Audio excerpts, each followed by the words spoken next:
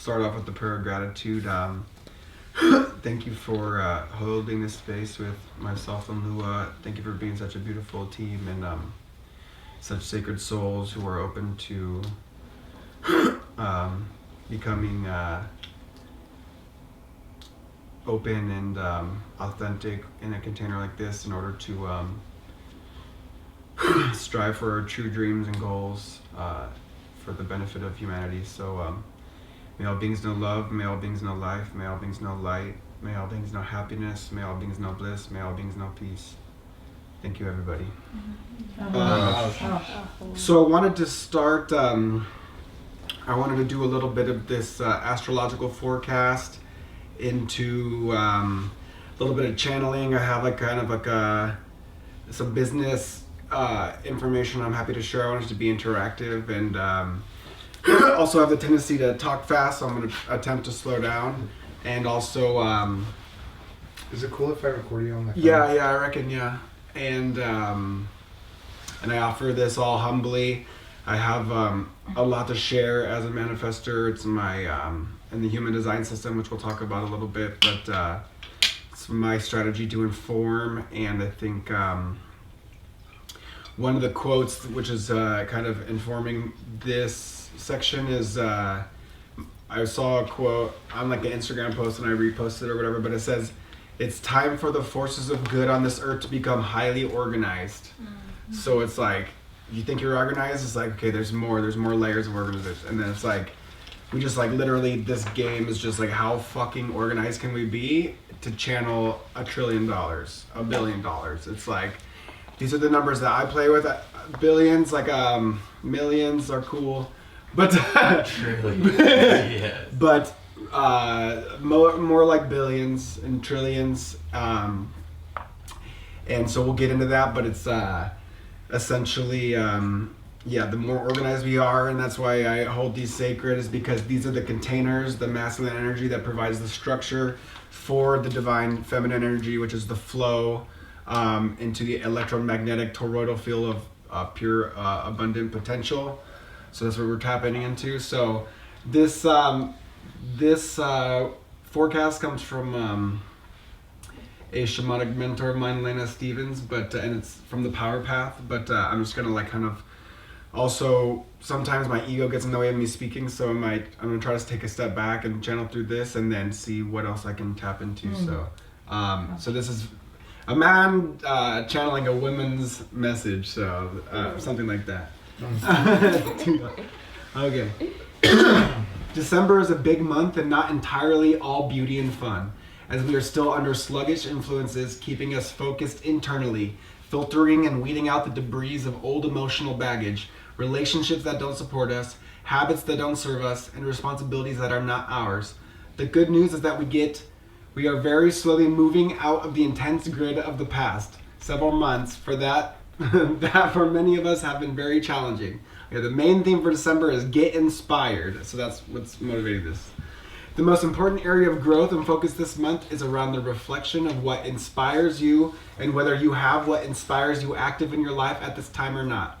We have some powerful points of change with the full moon and the solstice times that will hold your feet to the fire in this process of observation, making it one not so easily ignored. Whatever is not inspiring will become painfully obvious, and you will have opportunities to make choices, decisions, and adjustments. There are a lot of aspects to inspiration that will be affecting this month, beginning with the personal self. Are you inspired by who you are? Self-esteem issues are on the table, and there will be many chances to forgive the past and reset one's relationship to self. Other areas of inspiration and reflection are relationships, your personal environment, your work, study, habits, patterns, beliefs, responsibilities, intentions, projects, and all the things that you have or are planning to have on your plate. Question your inspiration in each of these areas. Are you inspired by what you do, have, think, or believe? Tell the truth about your enthusiasm and passion without comparing yourself to others or to an old dream. Beauty also plays an important part, as beauty is a necessary ingredient to inspiration. It is difficult to generate enthusiasm and to be inspired when we are dealing with challenging situations and sluggish energy. When you actively bring beauty in, it helps to reset the environment to being more conducive to inspiration. December is a good month to prepare for what is coming. We have been moving towards change in fits and starts, some of it feeling positive and generating optimism, and some of it bringing up disappointment and discouragement. Wherever you are personally with this greater cycle of change, the most important focus this month will be to get inspired and realigned with your passion and what is true for you. There may be many things that require an adjustment, including relationships, work, habits, the way you use your energy and time, boundaries, and responsibilities. This is not an easy month and will require discipline and focus so that you do not succumb to feeling discouraged, despondent, irritated, impatient, confused, victimized, overwhelmed, and cynical. It is important to acknowledge the shadow and express emotions as long as they are not projected onto others in blame or judgment. Emotional expression with release and clearing can be very inspiring as a path to freedom, where your curiosity can take you into something new.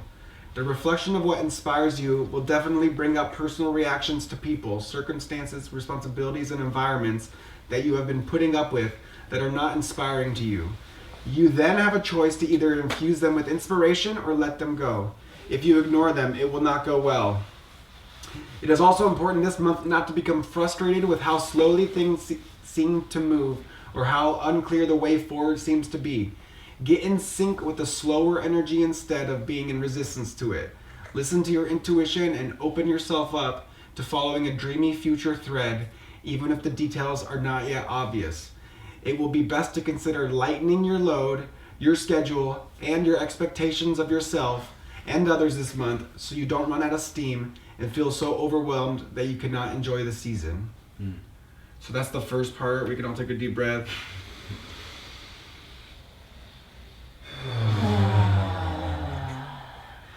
Does anybody want to reflect anything on like that? I have two more quick parts, but I just want to offer, does anybody want to say anything about that or have any questions, or we just keep moving? The last part, Yo. the last sentence or two, could you reread it? Yeah, I'll try to reread it slowly and we might get some more in depth. I'm not going to read all of it too, I'm just going to pick and choose, but okay, so here's the last part. Okay.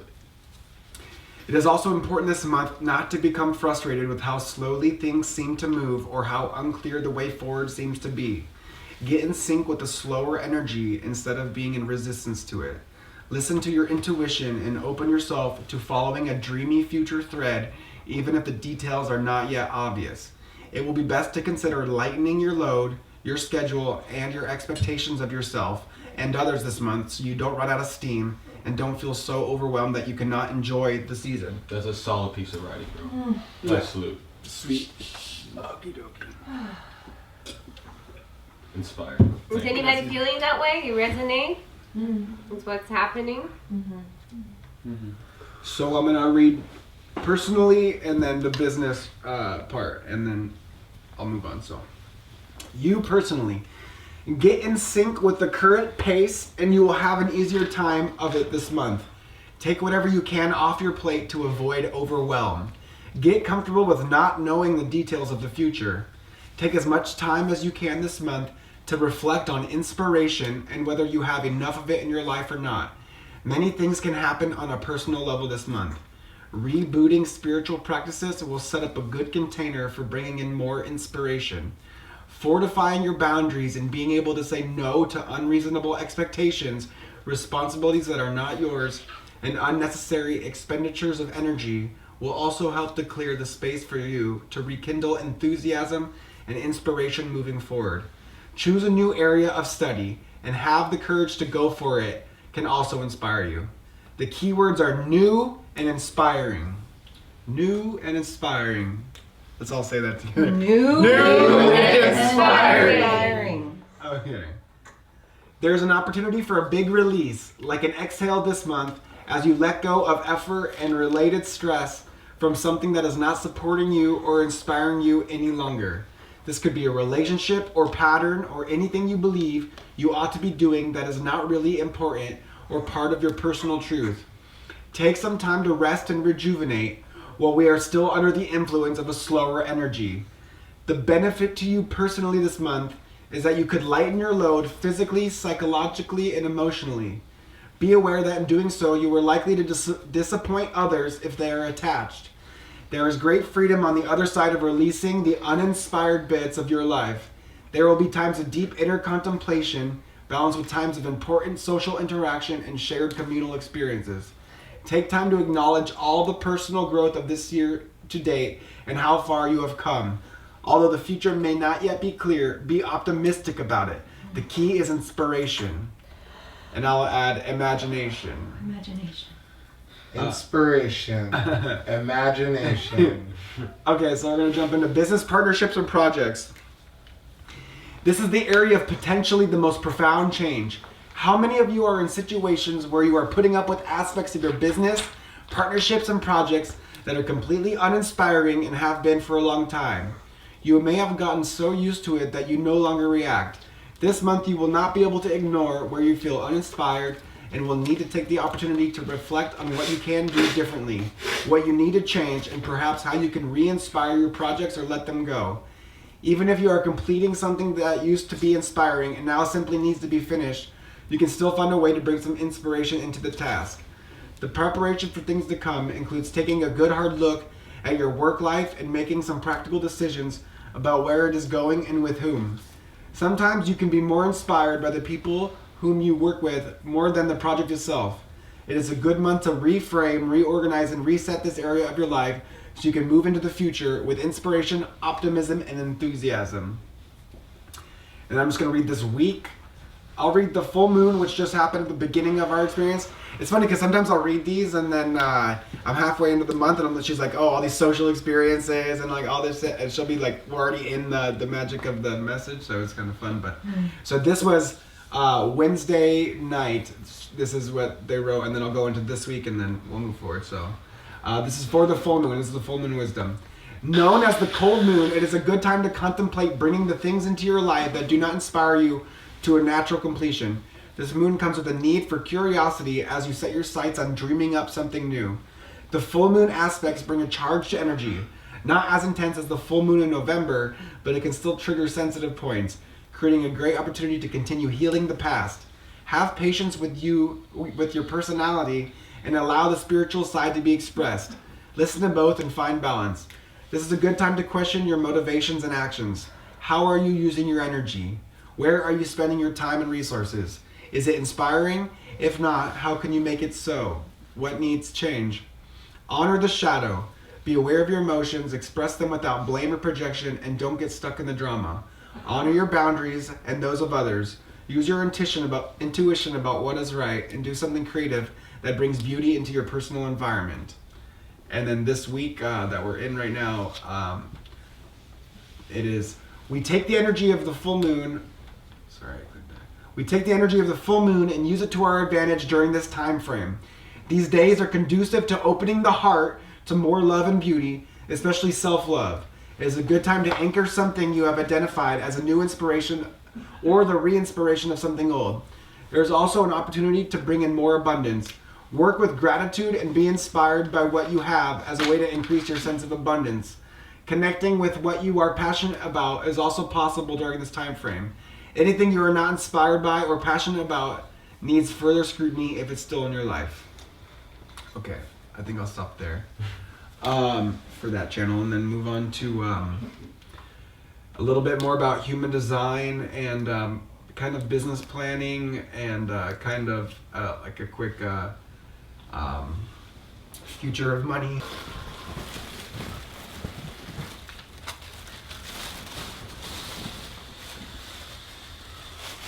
So we're going to talk a little bit about, I'm going to read this human design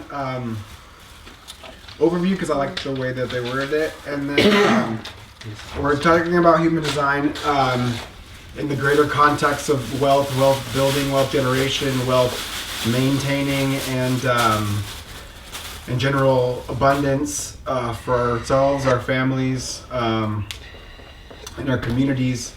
And in the spirit of collaboration over competition. So in order to collaborate efficiently, instead of competing, we need to know the design of our incarnation, essentially, and how we can best step into our talents, gifts, and skills in order to honor God and be aligned with our spiritual path, and also generate sustainable abundance for ourselves and those in the world who deserve it, because there's a lot of people that are manipulating money, and so we just have to be better at the game than them. So, what is human design? Human design is not a method of therapy nor a tool for self-improvement, but instead a combination of both ancient and modern sciences that help deepen human understanding. Put it simply, human design can help us define what it is that makes us different from those around us by offering insights into our psyche and our decision-making process.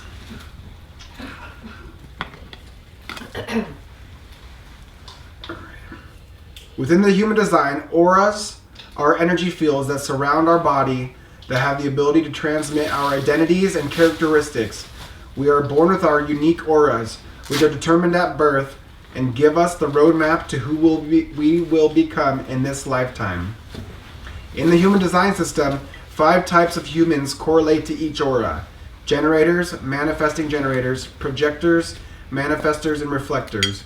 Each type of person is differentiated through their corresponding aura and auric quality that determines how we approach and navigate life. We come into this world as clear, pure beings, yet time and society erode our internal compass and personal identity. We're left learning how to take care of everyone but ourselves. Human design shows us how we can be taken care of and how we can respond to others and life situations according to our aura types. So I'm just going to do a brief description of the aura types. Generators, which include manifesting generators, make up around 70% of the population at 35 apiece. This type is here to do things repeatedly with the goal of mastery. They respond, then act with the life purpose of building, whether that's via family, work, or infrastructure. Manifesting generators, while similar to generators, have a few key differences. Much like the generators, they are here for the repetition of activities, but are looking for the shortcut to hack their mastery. Before they act, they respond, imagine, and inform. Projectors are looking to manage and guide others, but only if they are invited to do so. They make up around 22% of the population. Manifestors are the only type of the 5 that can just do it. They are here to get the party started and inform us of the next steps. Manifestors make up 8% of the population and are here to create. Reflectors make up the smallest number of the population at 2%. A reflector's life purpose is to be a karmic mirror to society and the communities they live in. For reflectors, it's best if they wait 28 days of reflecting on their feelings before acting. So those are the basic... Let's just recap this again. We're manifestor 8%. Yeah, 7 to 8%. 78, huh? 7 to 8%. 7 to 8%. Yeah. Reflectors 2%. 1 or 2, you just hear Whatever. 1. Yeah. Projectors. 20, around 20, 25. Projectors 20 to 25. And generators 70%. around 70%. 7 out of 10 I think people. that's really good to write it down. What's up? What does it mean then if you're a manifesting generator, and what is that? How does He's that? gonna share. Okay. So yeah, it's just like the strategy of your life is essentially to respond to me more like the connection between their generator aspect and their manifestor aspect. Yeah, it's just saying. So as all generators, essentially, it's like are looking to master their existence, essentially, and so then as far as like generally opportunities in your life, say there's a team that wants to hire you or something like that, right? So you're in your mastery as a generator, you're hired into a team, or you're part of the management of a company. This is outside of a solo entrepreneurship. This is projects and stuff, and essentially you respond to the influence of the people around you, the manifestors and the projectors, and then you go and you create to the best of your ability and mastery. And then as a manifesting generator, there's a little bit of a twist which says before you act, you should respond, imagine, inform, and then be in your creative mastery. So that's a little bit of a So breakdown. you kind of have to do both. Yeah, it's saying that you tap into, and the other thing about a manifesting generator is that depending on the time of the astrology, you'll have different parts of your being activated, but you won't always have access to those activations. Those activations can be astrologically triggered, so you'll feel into that manifesting generator side, but you won't always have access to those powers. So, Lua just told me this, but I internalize it. I believe that it's a good metaphor, but essentially, collaboration over competition. So working in teams. So there's the human design system is if you want to build a building. Essentially, you have an architect who designs the building. They come up with the blueprints, the design, and they bid, and there's hundreds of millions of dollars, all this stuff. Okay, so you have an architect, then you have a lead engineer, or they call them what is that word? Structural engineering. No, yes, it's the engineer. It's the craftsman or the head boss. CEO? No, it's a contractor. A contractor. An engineering contractor. And then, so that person has a chain of command to the architect, but they're leading a team, so they're smaller amount, and then the generators essentially is the crew or the team. So it's the goal is to get this building done. Everybody plays their role. The architect isn't there screwing in hammers and nails. The person who's coordinating it and doing human resources is the contractor or the engineer, and then the crew, if they're happy and whistling while they work, then they're in their joy, and they're creating something that they believe in and is beautiful. That's a perfect society. So a building has those components. So wait, so if the generators are the building team, yeah, and who's the lead engineer? It would be the projector. Projector. Who's the architect? Is the manifester. And what about the fourth one? The reflector. Reflector will be, what's the name of the person that there was a team on Zook Family. They had a team, I forgot, I will check it out. There's a name for a team of people that do all the tasks that for the emergency that can be done. So they can do anything that's needed. Yeah, right? There's a name for that, for this job. It could be like, yeah, advisors is a good one. It's like, since we aren't applying this to the mass psychology and everything like that, reflectors are so rare in the wild, 1 out of 100 people, that I usually kind of exclude them from these models because it's so hard to find one. Because a lot of my models are for teams less than 100, so you statistically wouldn't even be working with a reflector. But if you have a reflector, essentially like in a greater corporation or something, so now you have that, yeah, that's part of a real estate firm, an architecture firm. Like the reflector inside of that firm could be like an advisor or just somebody who holds counsel with, like a board member. Just somebody whose opinion you highly value because, like, for example, Michael Jackson was a reflector.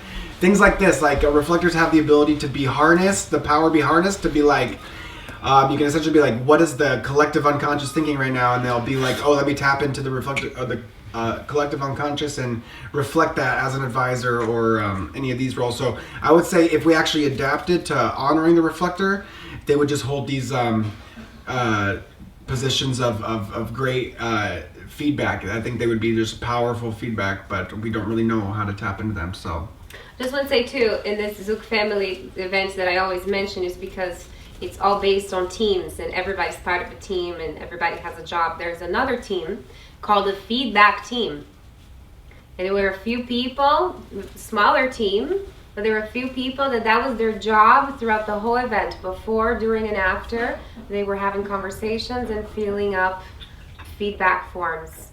So I think that's a good reflector type of situation. Yeah, and I'm just channeling now a little bit. It's like if you have a whole building, it's like even as I've been like kind of thinking about building companies and brands and movements and everything like that, I feel like there's a role that this is an opening industry, but it's called essentially like director of corporate culture, which is like somebody's job as a executive level in a company is just to kind of like make sure that everything's flowing and optimized. Like I could even see somebody on a building crew, just a reflector would be good to walk amongst the builders and get vibes, and then you report, it's like, okay, they're missing water On level 3, they can't drink any water, but it's things that would be oversights anyway. It's just reporting to, and that's the thing too. It's like you report to the projector or the lead engineer, yeah. And you don't report to the manifestor. You don't report to the architect. So like, oh, we need more nails. We need more screws. Like you report that to the projector or the engineer. You don't report that to the architect. The architect is like, it's interesting because like sometimes if I'm in a project and people are like telling me the minutia and the details, I'll change my focus to like identify that, but it's like not exactly what I should be doing at the best use of necessarily. Your best value, right? Mm-hmm. Yeah. So Would you say project manager is kind of another word for that too? yeah, so let me get into this a little bit. So over the past few years, I've been creating different models based around sacred geometry, and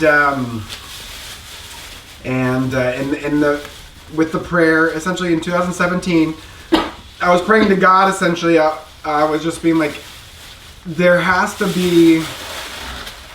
It's like, yes, this incarnation feels like we're young and stuff like that, but I feel like we're a little more like ancient in a timeline, and it's like there has to be. God has to have left us some wisdom, some guidance, some Easter eggs on how to organize ourselves in order to like have a peaceful existence. Because really, the chaotic Babylon system we live in is really the bureaucracy. If you're trying to get, your passport, paperwork, everything's so bureaucratic, and they hide a lot of the real wisdom from us about how to set up personal finances, things like trusts. Different kind of consortiums and cooperatives. So there's a whole kind of field of wisdom. So I prayed to God. I'm like, okay, there has to be something, like some kind of clue here that will help us organize this business. I was working on a chocolate business, a cacao empire. And I'm like, okay, I was praying. And then this came, or essentially, yes, here we go.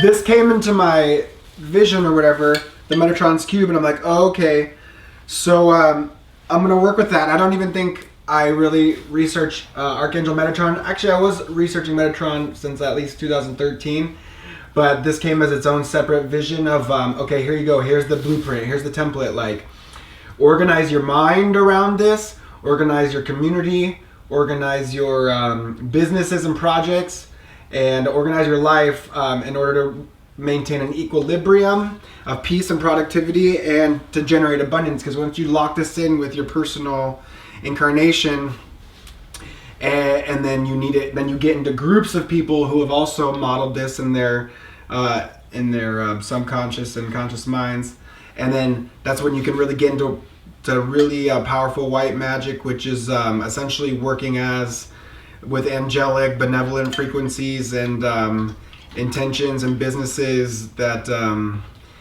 just essentially, it's like captains of industry. It's like as we develop, we're moving into the age of Aquarius from the age of Pisces. Jesus was the Pisces fish. Before that was the age of Aries, the ram of the Old Testament, and it just goes in the zodiacal clock. So now we're going into Aquarius, which is going to be humanity embracing technology, consciousness, and this imagery of the sign of Aquarius is not a fish, it's not a ram, it's a single woman pouring water.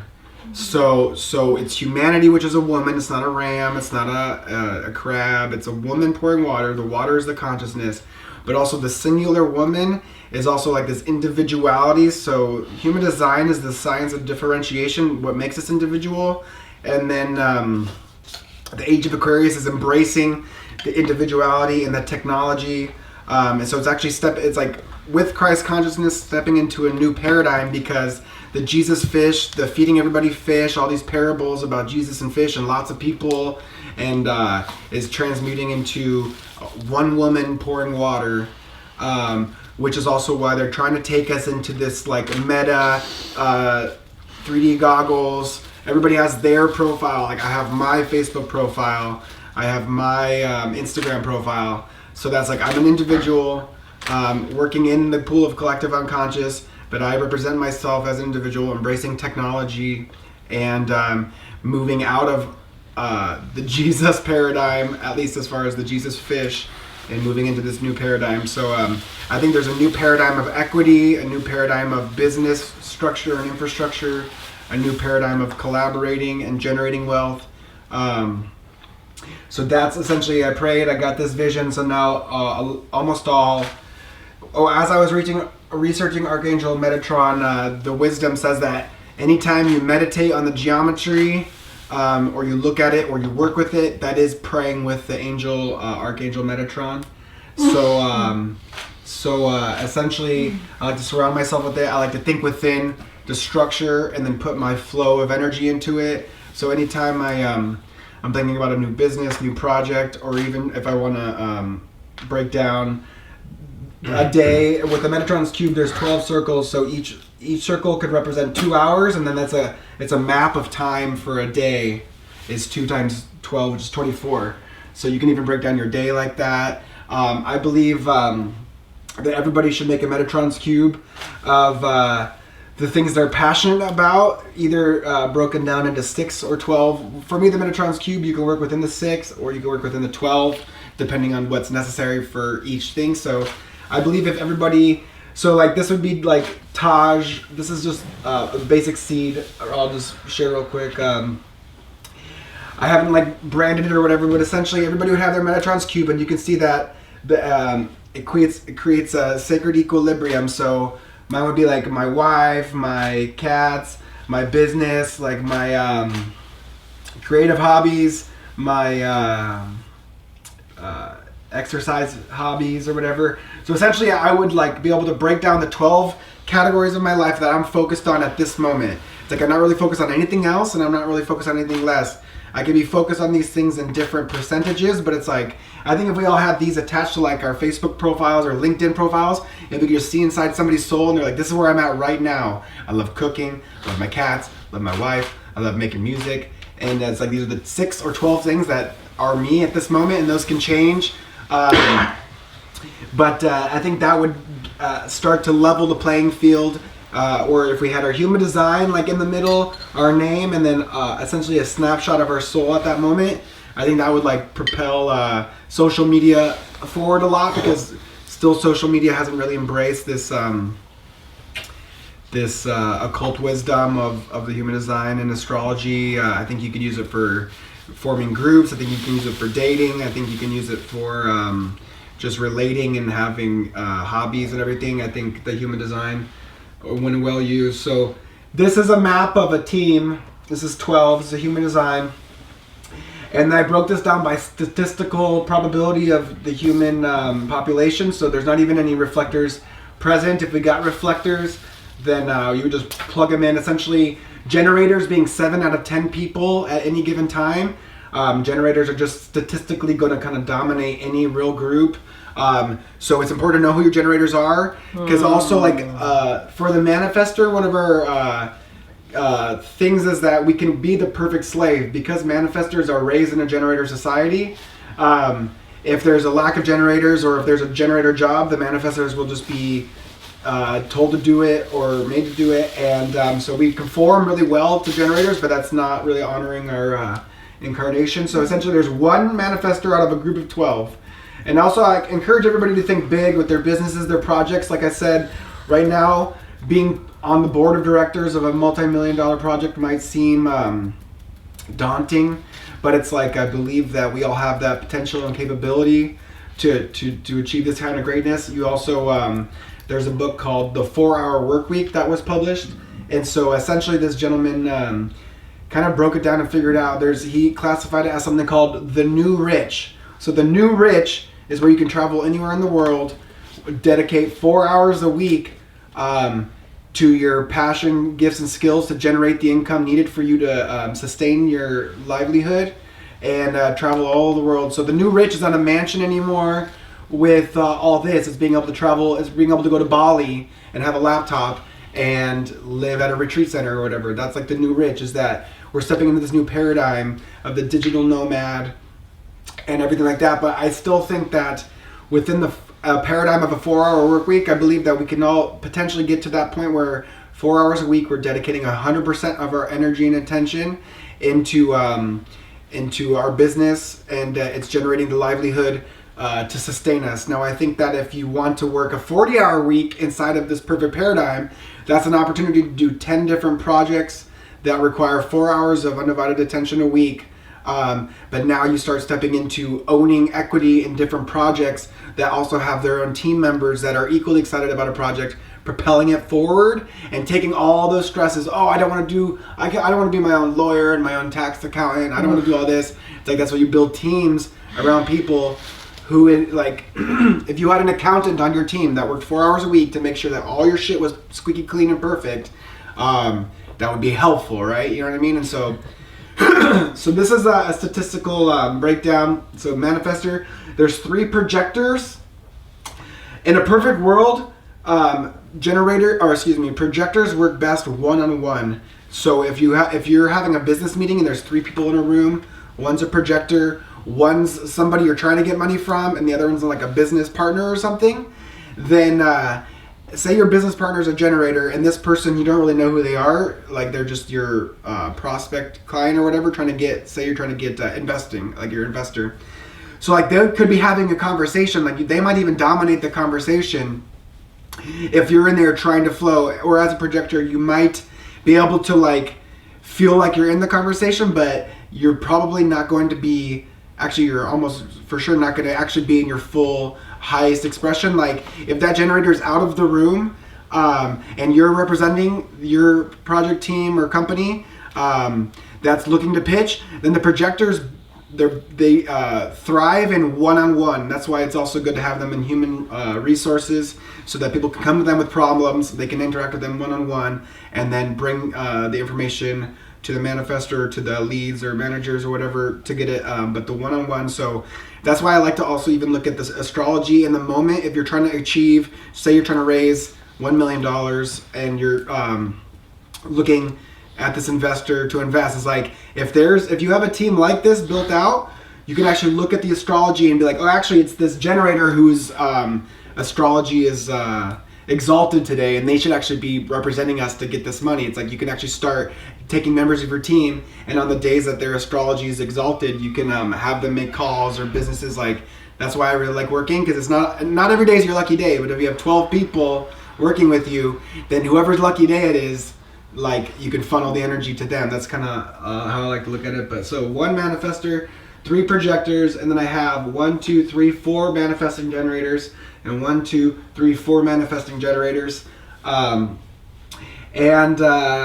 So yeah, that's what I think. So statistically speaking, there would be 1 manifestor, 3 projectors, is just to make sure that all the concerns, needs, and everything of all the generators are being fulfilled and met. Anytime you need one-on-one support, you're getting it.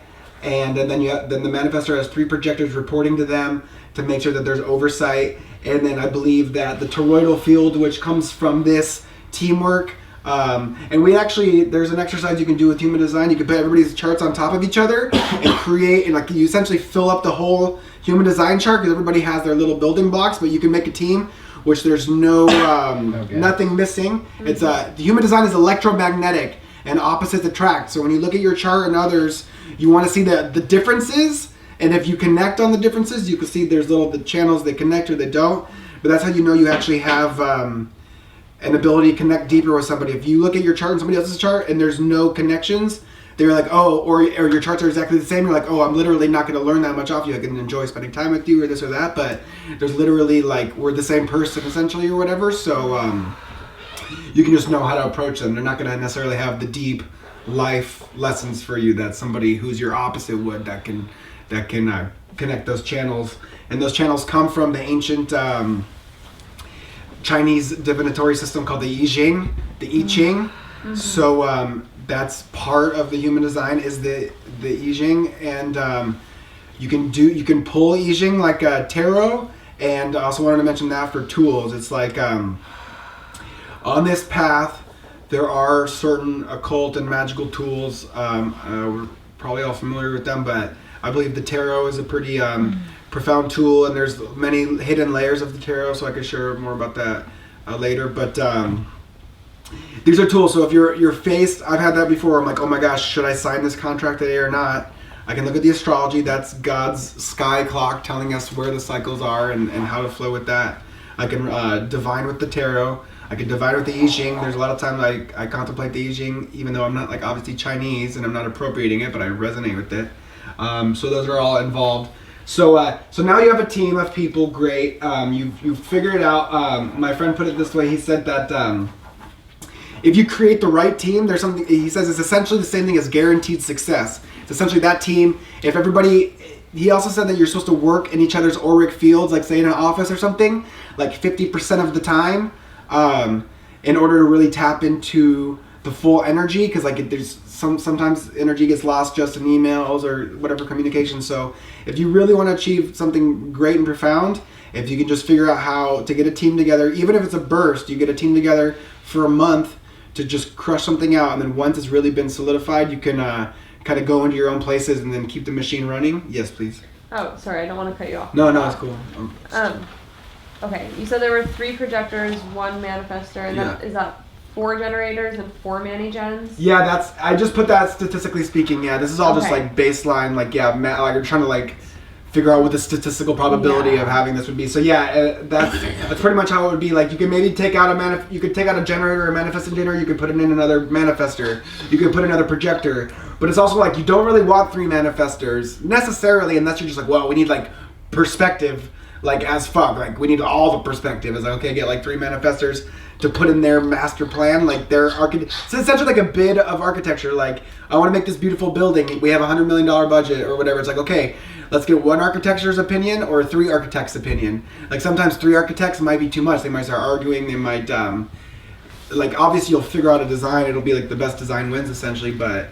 Yeah, well, I'll say Well, also like a they're not Burning going to Man collaborate camp. on design. Like a Burning Man camp, Having 3 right? That's such a designers. huge project. That's really huge project. They probably have good manifestors connecting Right. in some way. And you can see even how the camps work with each other and the familiar values that they get from other camps. That probably manifestors connecting in some way. There's levels to it.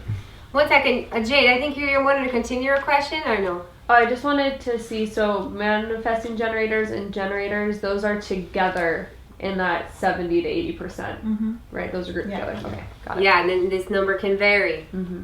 because the manifestor generator productivity is a lot in the generator mode. Mm-hmm.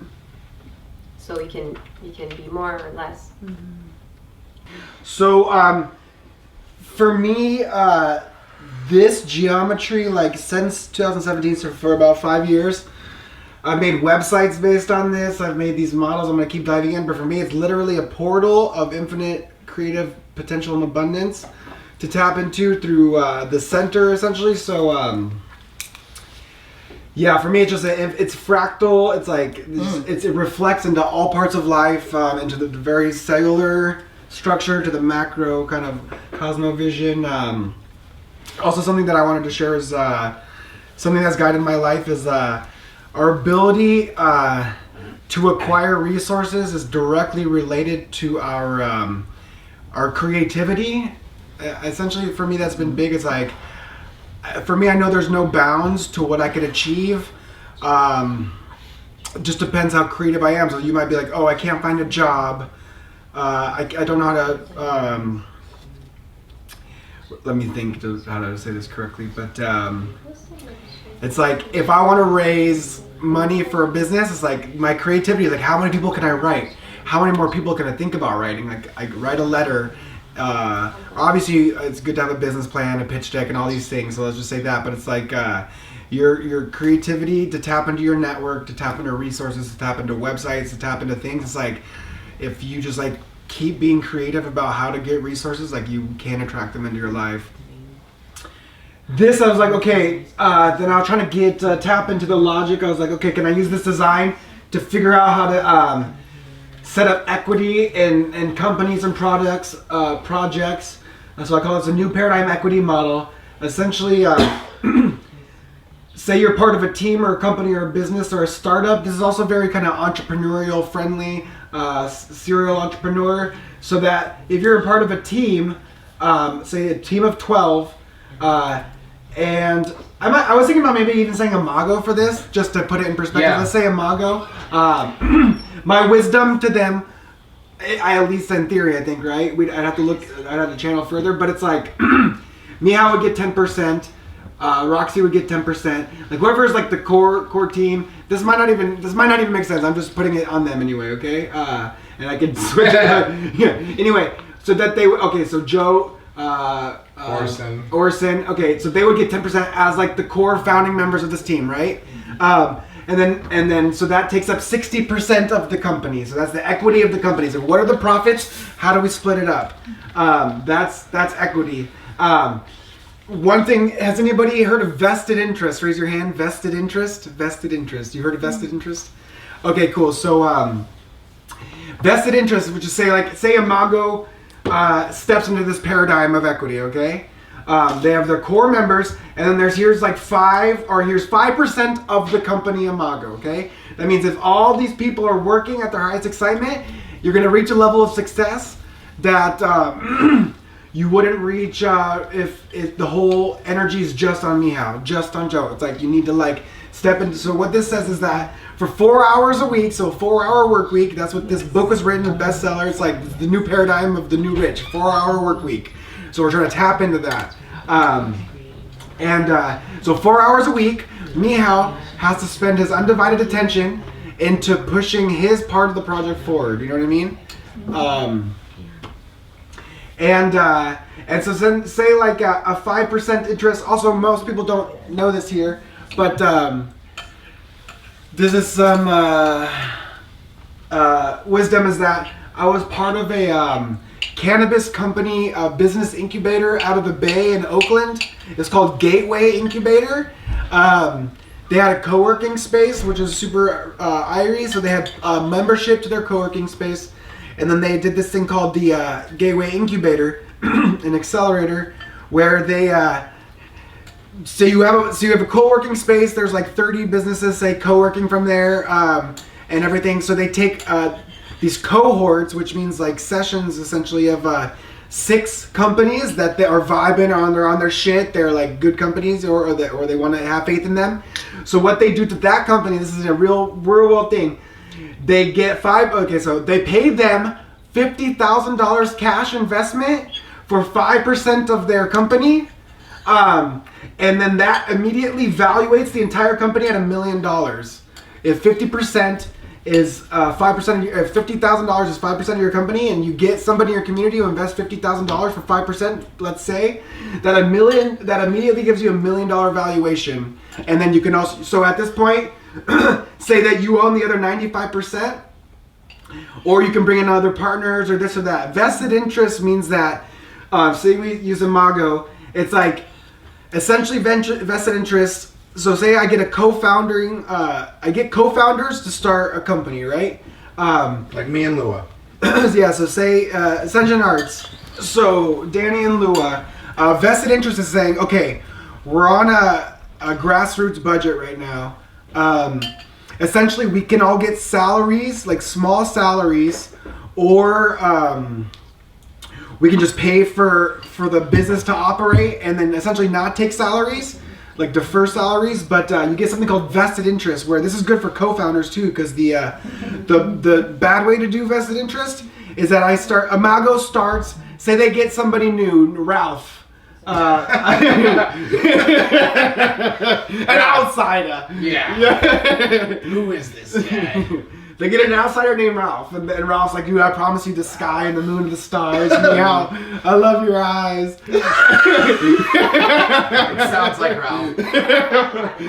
Anyway, so everybody's like, "Ralph's the man. Let's give him 10% of Imago. He's the man. Fuck yeah." So then you start working with Ralph. Blah blah blah blah blah, and like 2 months in, Ralph dips to fucking the Bahamas, and you're like, "Where's Ralph?" Like, we gave him 10% of the company, and Ralph just dipped. It's like people do this to companies where they get in at the beginning, they get a fat percentage, and they don't have vested interest clauses, and then people will dip out, put no more energy, and legally they own part of your company, which now it's a nightmare. So vested interest is to say, okay, everybody in Imago, we're gonna make sure you live and survive and hopefully thrive. Thriving is the mission, right? But if you get vested interest, that means in 2 years, after working on this project for 2 years, you will unlock your 10% of the equity interest in this company. So vested just means deferred. Vested, I'm vested in this. I'm invested in this. Vested is the root word of invested. It's like, I'm in this project, I'm vesting my interest. Essentially, that means not getting paid your whole salary, not getting paid all your liquid equity.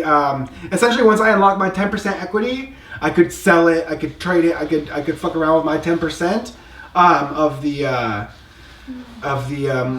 stocks, essentially, or crypto, like depending on how your thing's set up. So this is a way to build a team, to build an empire, to build huge businesses, and figure out. So essentially, say this is Imago. So now Michał is working 4 hours a week in Imago. He's doing his 10%, and the company is now essentially, when you get to magic and occultism and hermeticism and stuff, it's called an egregore. Do you know egregore? From when you told me. Okay. Egregore is essentially in a magic. It's like if I want to infuse something with magic or make it come alive, or essentially create a genie in magic. It's called an egregore. So essentially, the dark forces that are kind of behind the dark side of Hollywood and stuff, they work with egregores, like spirits. So we can actually, as I like to think of it as an angel. So as all 12 people work together, we are Archangel Michael's our egregore essentially, or Metatron is like we become the angel that is doing good in the world. It's like, and as a company, as a business, as a brand, that brand becomes more than each of the parts. Like now it's a movement, it's a brand, it's not just each one person, but without them it couldn't be there. But now that it is there, that brand is taking over. The Nike swoosh took over. Like the Nike swoosh is probably an egregore. It's like these symbols, these sigils that are magic, that now that you have the egregore, now you have the brand, you could take away the elements, you can switch them out, and that egregore is still there. And I believe that's what the focus of intention, if all of us right now, 12, focus our energy internal and like focus that Archangel Michael's there, like even if it's in a metaphysical plane, like that starts to become more real than if we didn't try to do that. Absolutely. Yeah. So the power of imagination and intention, I had a crone woman that was telling me, she's like, imagination, she's like, that's the biggest psyop because they're hiding our imagination from us. Like our imagination is literally the thing that creates heaven on earth, creates everything, and they want us to think that it's like some dumb fantasy, and that it's like to not tap into the imagination, and the imagination is literally the portal to manifest. So yeah, the imagination, like what can we imagine? As even if you have a vision, imagine it's like, okay, then now it's going to need generators. At the very least, it needs generators to generate. And then the back end and everything is the manifestors and projectors. But so I see crypto breakdowns like this. So say that we make a song. You get producers, you get engineers, you get songwriters, you get session musicians, you get vocalists. Everybody's getting, once that track gets published, you're getting your split. Are you getting 10%? Are you getting 40%? This is a way to revolutionize and innovate the publishing industry through movies, through music. This 10% in the middle, say this is Imago. Say they're crushing it. They just had a great year. Say in the first quarter they made $100,000. Okay, so in theory the equity holders of the company would divide that up, and 10% of that, say $100,000, so $10,000 would now go into a pot of the company to be a microfinancing pool. So as you keep adding 10% to there, so now all of a sudden you have $1 million after a year in this microfinancing. Now Joe says, okay, I want to build a temple in this Brazilian jungle. I need $20,000. Now the members of that board can start offering or pitching the company to get microfinancing of different projects and goals with the intention of, it's more like nonprofit. You could also, in a highly successful company, you can donate 10% of your annual income revenue to a nonprofit, and it's tax deductible. So I'm kind of giving a lot of just kind of meta manifestor things right now, but there's a lot of ways, and the elites use it. The elites that don't pay taxes, all the politicians, everything, they work with things called trusts. So essentially, it's kind of like a bank account, but it's a superior type of bank account. It's called a trust, and this is like gravy information that most of us never really talk about. But literally, In a perfect world, we would all have things, private trusts, where at that point, once your money's inside of a trust, so say if Ascension Arts had a trust, we could have $1 million in our trust. Taj doesn't own the $1 million. Lua doesn't own the $1 million. Danny doesn't own the $1 million. None of us are taxed on the $1 million. If one of us is not available for a long time, it is, or yeah, say somebody gets into legal trouble, it's in the trust. There's no taxing. You can't.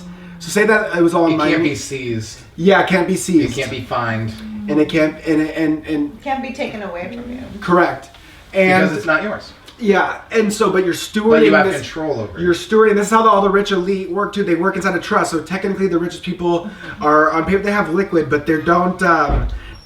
It's just it's a fool's game to think that the money in the bank account is really. You have these golden American Express, and then you go travel the world and do everything because it's coming from the trust. Anyway, so that's 10%. Like Dr. Bronner's. So that's why MAPS is a nonprofit. And talking about Burning Man and Zendo and everything, MAPS is a nonprofit. Bronner's is a for-profit. So Bronner's is smart enough to say that the government's going to take this tax money anyway. I can give you 10% of my total annual profit to MAPS yearly, and it's completely above board. And then MAPS can use that at the camp at Burning Man. And then hopefully other initiatives outside. I mean, MAPS is doing their research regardless, so it's like that's a good harmonious usage of for-profit infrastructure, non-profit infrastructure, and then these trusts are the way to have this most secure money. That just plays into wealth generation and maintaining the wealth, because right now the global markets are going to be fluctuating. They're doing a lot to disrupt markets ever since the pandemic. It's been an economic war too. Essentially, we're in World War III. It's virtual, it's economic, it's about supply chains and access to energy. If not everybody here knows, Germany.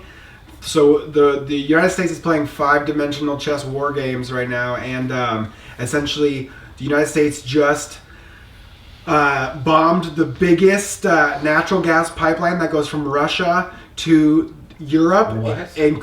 Yeah, so I'm supposed to ask for your permission before I tell you all this, but no. should I? Can I have your permission to tell you the global shits? Yeah. Okay, so I study macroeconomics and demographics and One sec, can I just Yeah. share something about this? sure. In the Couple Body Bliss retreat, we shared a documentary. Who remembers that?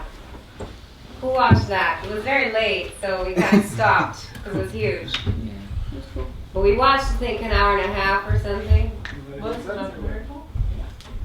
was, I don't know the name, but it was, Taj chose one that he felt it was a good beginning of understanding of the system and flat earth theory and all that. And it was so cool because he spent so much time choosing the video.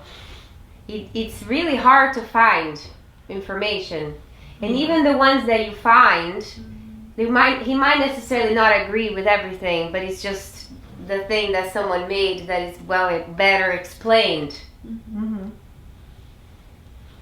So I was so excited. We were so excited, and it's okay, right? It got too late. We played Infinite Thing, so I wasn't worried about it. I was like, that's all good. We gave a little bit. Why am I sharing this? Just from a harm reduction perspective, I realized that this subject that he talks about requires a lot of integration, and it's our responsibility to share this information because it's triggering people. It triggers people, and there was triggers in the retreat, in questions and conversations that we didn't feel we had the time enough to integrate. So when a manifestor, like I said in the beginning of the orientation, it's not just like sometimes he says, that's what he says, can I just share something with you really quick? It's something video that I found. Cool, yeah. And then it's like, wow, so not ready for this, girl. That's huge. Like, oh my God. You know what I'm saying? So it's also that understanding of the invitation. so that you have consent. You create consent, and you know you created consent, and you take responsibility for it, and you know that we are all here doing the best for the highest good. And I just want to put that to the space. Does everybody feel good about this? Yeah. Mm-hmm. House. Full consent. Guardians of the light. Yes. I would like to invite you to start doing in the paper. We want to do a Metatron's Cube exercise, so you can just try to copy this in your paper. The 12. And question, what is the gold one? That is Which one? This one? This one? Mm-hmm. The flower of life. So for The me, fruit of life, right? When Hold on. when the I think it's called the fruit of life. so that's the flower of life. The fruit of life is the Oh, the fruit of life is this. The fruit of life is this. So there's the seed of life, the seed of life, which is 6. The flower of life, which is this. The fruit of life is the empty circles. And then when the trick about the Metatron's cube is doing the fruit of life and then connecting every circle, the center of every circle to the center of every other circle is how you make the Metatron's cube from the fruit of life. And that's the mysticism behind the Metatron's cube is that in order to make this, you just connect the center of every circle to the center of every other circle, and it makes this. And if you trip out on it, it actually creates a 6-sided cube in 3D space. So this is already a few years old. This is a project I was working on. This would say like Ascension Arts at this point as a project I'm currently working on. Like say if Lou and I say Ascension Arts, so we find a fundraiser for $50,000 investment, we could already have a $1 million media company. Now we only really have $50,000, and we have to figure out how to leverage that $50,000 to grow the company. And we don't want to keep giving away 5% because luckily, if we leverage that $50,000, we can actually grow the company, and now we can sell 5% for like $1 million or something like that, and you fractally grow your company that way. But this Ascension Arts maybe isn't our only company, or maybe we have like say a music project and graphic design or media production services. Like we now within the company we have a Metatron's cube of offerings, a menu of offerings is how I would put it. So this is the team is 6 people, and then I use the outside to put a note about the 6 people. So this would be a board member of founding 6 co-founders. This company that's being founded has 12 facets. One's a blockchain consortium. One's a astrological soul mapping service. One's a new media consortium, which is virtual reality, mixed reality, augmented reality, Global Learning Foundation, a for-profit food company, an artistic consortium. So this would be our portfolio. We'd have a diversified portfolio. This would be one project's team, essentially. So now this one project has 12 components. This is another project with its own 12 components. So we're just getting fractal, we're creating empires. And then this is what we had for so all of us in here are lifestyle artists, we're creative professionals. So what we all deserve to have, and we're trying to figure out how to get everybody these assets, these are tangible professional assets as a lifestyle artist, so the lifestyle artist access. This would be the lead single. Everybody would have a song that they co-created, that there was their song. Everybody would have a music video to that song. This is how you present yourself in the world, and every business, everything needs culture, it needs music, needs marketing. Music is marketing. So everybody would need a 90-second character trailer, which is just a 90-second video, could be edited or a one take, which just shows off, it's just your wow factor for 90 seconds. A character pitch deck, this is a physical like Google Docs pitch deck that you could pass around to people. This is your lifestyle pitch deck, which just pitches you as a person and in a multitude of like professional and creative environments. You would have a brand package. You would figure out all the brands that you collaborate with throughout your daily, whether it's your cosmetics, whether it's your car, whether it's your technology. You would take all those brands and we would organize that into figuring out how to leverage contacts with those people in the marketplace for sponsorships and collaborations. You'd have a 1 hour one take, which would be a 1 hour no editing reel of you holding space and being yourself and presenting your ideas and concepts just to communicate a long form message. You'd have a 1-page treatment for that, which you could pitch around as an introductory document. That's just an overview. It's called a treatment of that video, and then you could send people that video if they approve the treatment. You would have a tech stack for to optimize all the efficiency of your business and your team and personal, professional, technological management. This is tech stack refers to software that is on your phones and computers that optimizes the efficiency for your team. Right now, all these companies coming out, it's called SaaS software. It's called software as a service. So all these, Salesforce is the biggest one, Kajabi, ClickFunnels.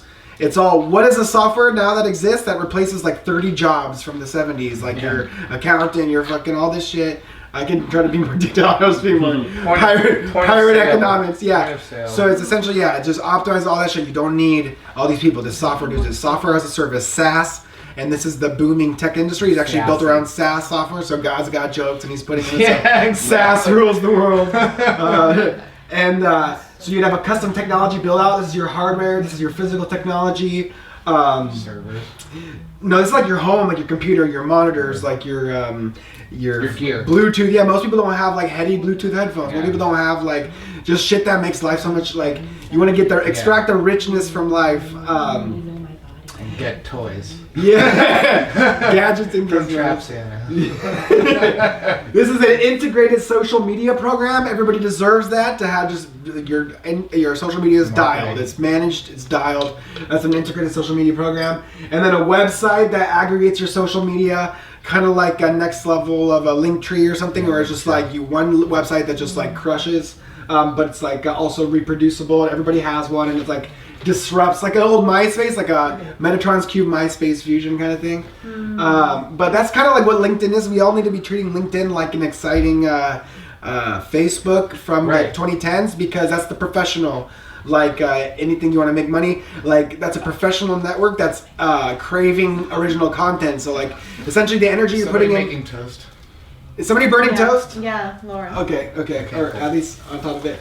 Okay, so I'm going to try to wrap it up. So the lifestyle, artistry, brand categories, these are things you can think about, and these are companies you can collaborate with, is beauty and cosmetics, fashion, supply chain awareness, personal development products, food supplements, physical fitness products, travel products, geography-based assets, spiritual technology, media technology, hardware and software, music physical brands, video physical brands. So those are certain companies in your life that if you really thought about it, you could potentially align with. Like I said, it's all about creativity. If you think of 100 brands you like are just like all about, or even 12 brands, it's like if you're creative enough, or somebody on your team is creative enough to write them a nice letter and put it to the right person, LinkedIn can get you to the exact right person. The marketing manager of Nike. Like if I wanted to try to hit them up, I'm not going to hit up their sales manager. I'm going to hit the marketing manager.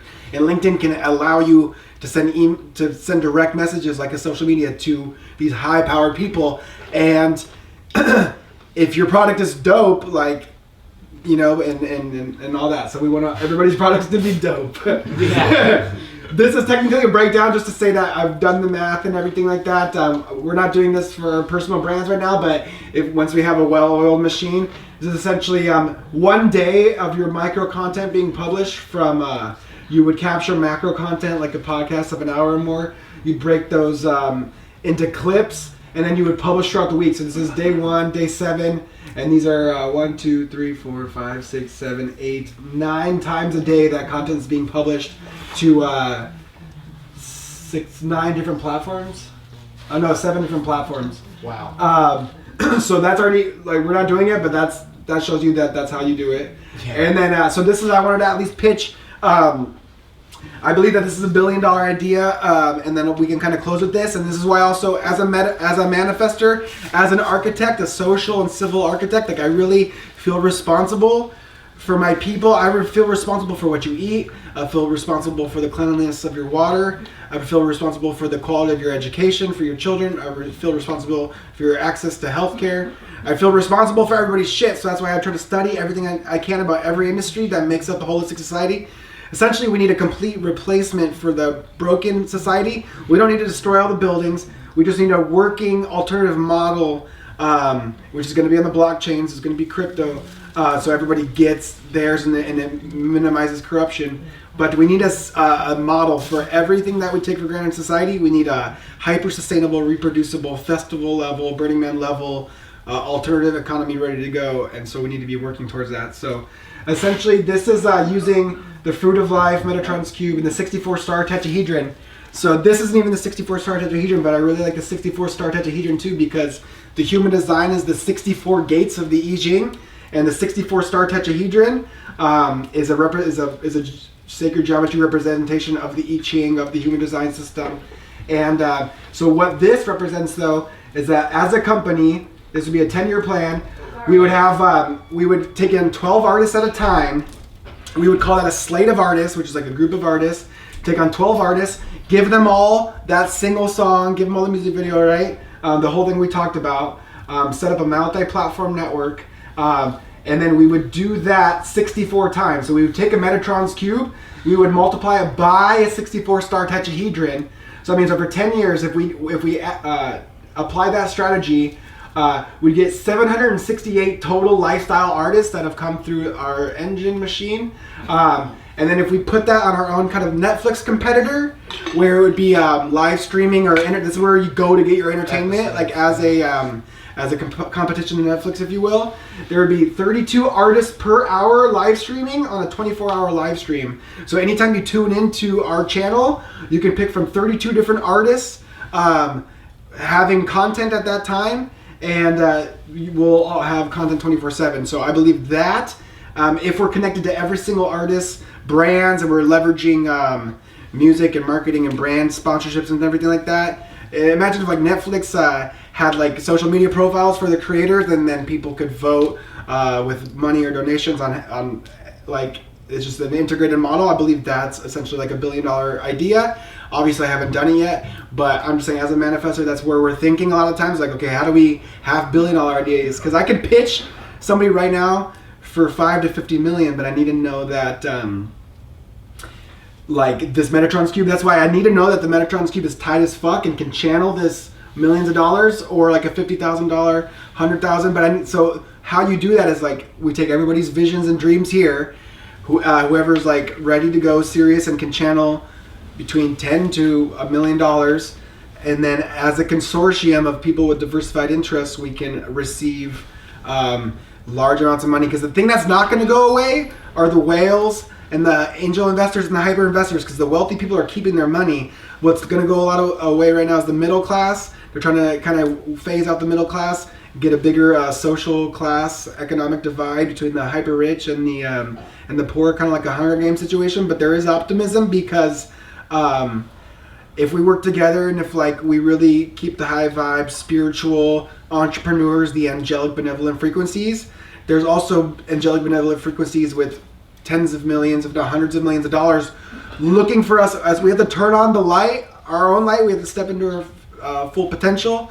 And then once we do that and we're at that level, people will recognize, recognizes like. So we have to be in our royal. That's why I call it Royal Taj, because we're all royal. We all need to put our crowns on and step into the royalty, because the queen's dead. The royal family is being phased out. Europe's about to go through a whole shit.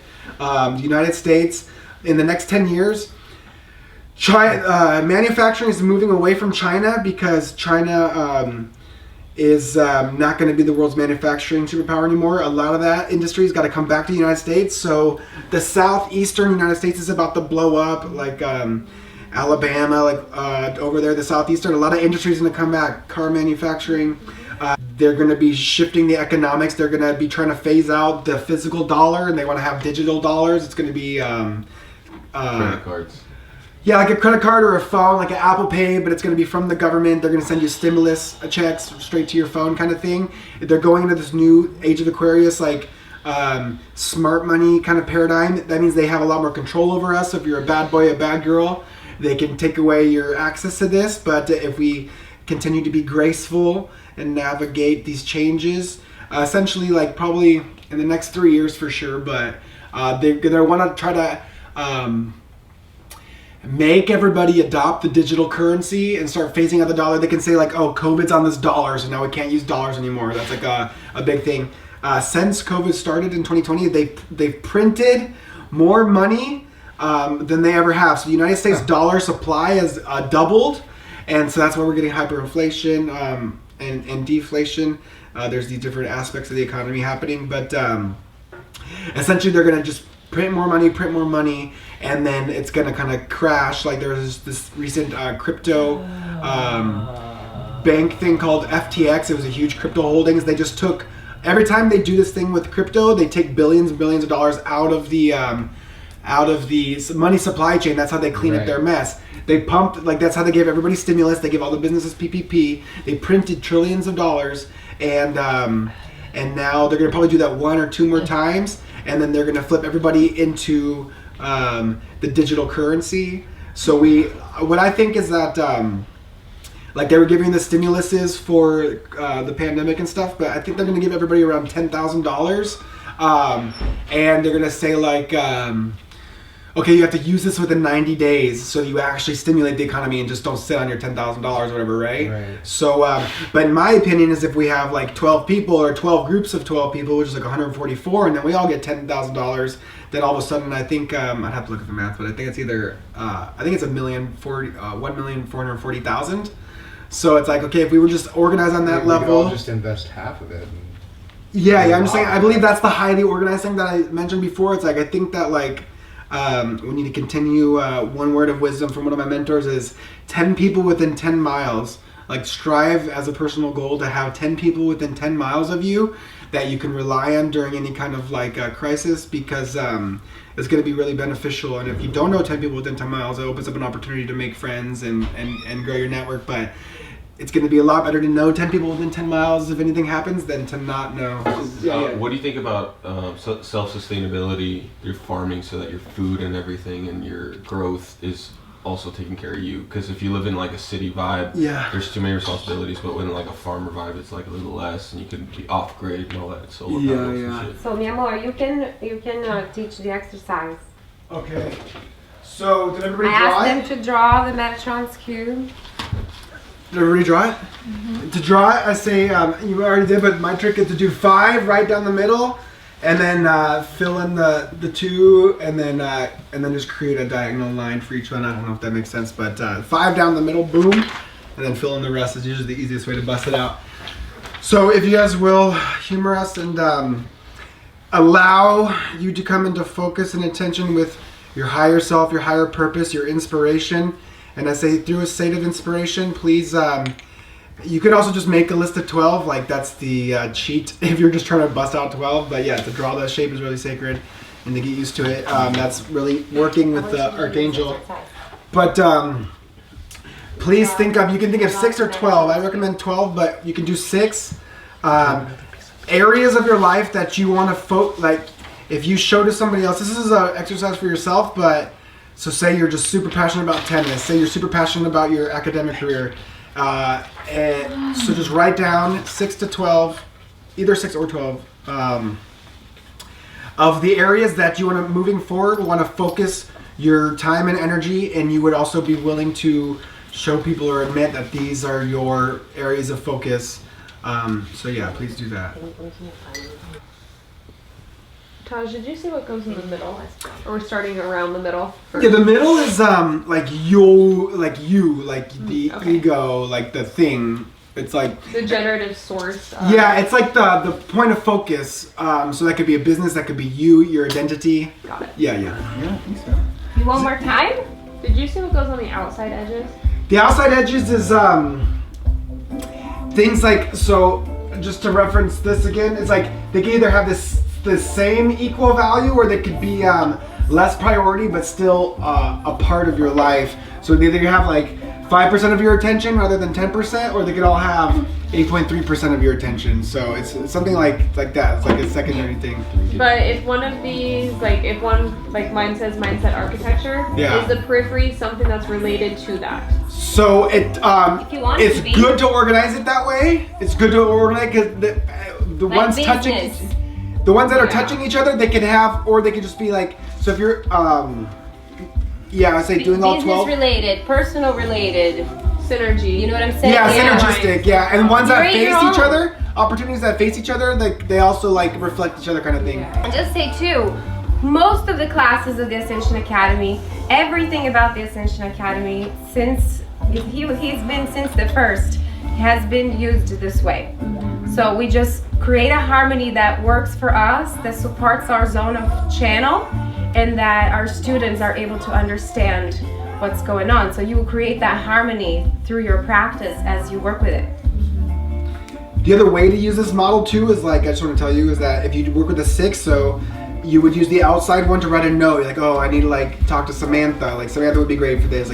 Joanne, me. You can write a little note if you just want to use the 6. It could be your notepad. Okay. Or you can create a secondary, the focus would be a project. It's more project things, or you could use it as notes. But whatever you're inspired to in the moment, using the 6 or the 12. But for this exercise, I think 12. It's to stretch yourself. What the fuck am I actually passionate about in this moment? What don't I give a fuck about anymore? And what do I give a fuck about right now? It's allowing you to think in the 12. So if you can expand to the 12 without writing the notes and shit, and I say that. But if you're yo, I can't really handle anything more than these 6 things. This is all my attention. School is my entire fucking life. I like my family, I like whatever, I like the horseback riding a little bit, but it's you could do 6, but this is support you to think about the 12 shit that you're super stoked about in your life right now. Thank you. I have a question. Thank you.